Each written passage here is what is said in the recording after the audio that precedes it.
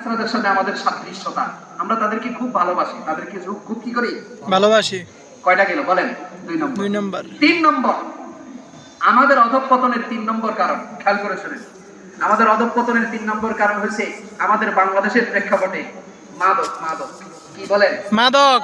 মাদক আসেনি আমাদের দেশে? আছে, এই এলাকায় আসেনি? বেশি বেশি সরকটা নাই কে? আছে আছে নাই। মাদক আমাদের দেশে আছে, এই এলাকাতে নাই, যাক আলহামদুলিল্লাহ। বাকি মাদক আমাদের দেশে আছে, আছে না নাই? আছে। কত ধরনের মাদক? বেশি সিগারেটের মধ্যে যেগুলো দামি সেগুলো খায়, এরপরে বাবা চাচা জ্যাঠা নানা দাদা সব খায়। ঠিক কথা বুঝেন না মনে হয়? এই মাদক আমাদের চরিত্রদের যুবকদের চরিত্রকে ধ্বংস করে দিচ্ছে। ঠিক। মাদক হচ্ছে, আল্লাহ রাসূল বলছেন তোমরা মদ থেকে দূরে থাকো, ইয়াকুম ওয়াল খামরা ফাইন্নাহা মিফতাহু কুল্লি শাররিন, কেননা মদ হচ্ছে, মাদক হচ্ছে সমস্ত গুনাহের চাবি। গুনাহের চাবি হচ্ছে মদ, মাদক, ইয়াবা, বাবা, গাঁজা, ট্যাবলেট, এগুলো হচ্ছে সমস্ত গুনাহের চাবি। চাবি তালা লাগানো আছে, মদ খাইলে চাবি নিয়ে এবার খোলে। এবার সে কি করে? মদ খায়া তার মাথা ঘুরায়, নামাজ কালাম তো নাই, নামাজ কালাম নাই, এবার সমাজের মুরব্বীরে দেখলে তারেও সালাম দেয়, ঠিক, তার সাথেও রাত ব্যবহার করে, ঘরে গেলে মা বাবার সাথেও রাত ব্যবহার করে।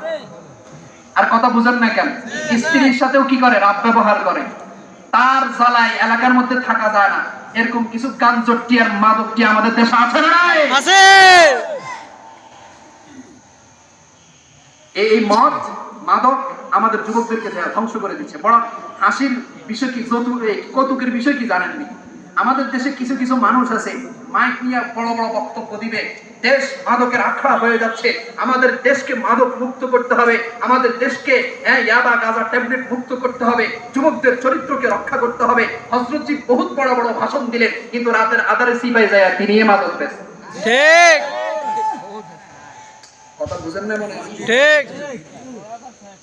মাদক বিক্রেতাদেরকে তিনি শেল্টার দেন। ঠিক আছে না নাই বলেন না? আছে।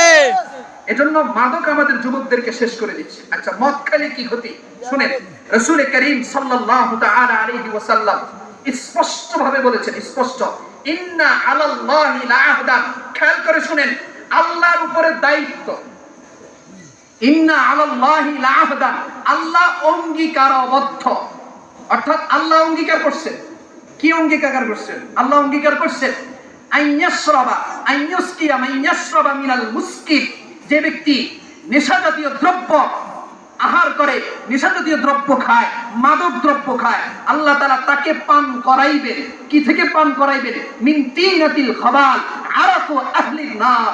রাসূল বলছেন জাহান্নামীদের রক্ত পুঁজে তৈরি খাবার আল্লাহ তাকে খাওয়াইবেন, এটা আল্লাহ অঙ্গীকার করে নিয়েছেন। নাউজুবিল্লাহ। রাসূল বলছেন এটা আল্লাহর অঙ্গীকার। খান দুনিয়াতে ভালো মন্দ, যারা যারা খায়, খায়া বাস এবার জাহান্নামে যায়া জাহান্নামীদের রক্ত পুঁজ খাবে। এখন আসেন, হুজুর মাদক তো আমি খাই, আমার তো দোষ নাই। এবার শুনেন, রাসূলুল্লাহ সাল্লাল্লাহু আলাইহি ওয়াসাল্লাম বলছেন লাআনা রাসূলুল্লাহ সাল্লাল্লাহু আলাইহি ওয়াসাল্লাম ফিল খামরি আশিরা। রাসূল মদের ক্ষেত্রে 10 জনকে লানত করেছে। কয়জন রে? 10 জনকে। মদের ক্ষেত্রে 10 জনকে। 1 নম্বর, যে মাদক দ্রব্য বানায় তার উপর আল্লাহ লানত, নাউজুবিল্লাহ। নাউজুবিল্লাহ। যে কারখানায় তৈরি হয় সেই কারখানার শ্রমিকদের উপরে লানত, নাউজুবিল্লাহ।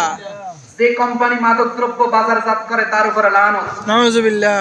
যে বাজার থেকে খরিদ করে তার উপরে লানত, নাউজুবিল্লাহ। যে বাজারে বিক্রি করে তার উপরে লানত, নাউজুবিল্লাহ। যে মাদক দ্রব্য বহন করে তার উপরে লানত, নাউজুবিল্লাহ। যে মাদক দ্রব্য আরেকজনের কাছে বহন করে নিয়ে যায় তার উপরে লানত, নাউজুবিল্লাহ। যে মাদক দ্রব্য খরিদ করে তার উপরে লানত, যে মাদক দ্রব্য আরেকজনের জন্য খরিদ করে তার উপরেও লানত, এবং যে মাদক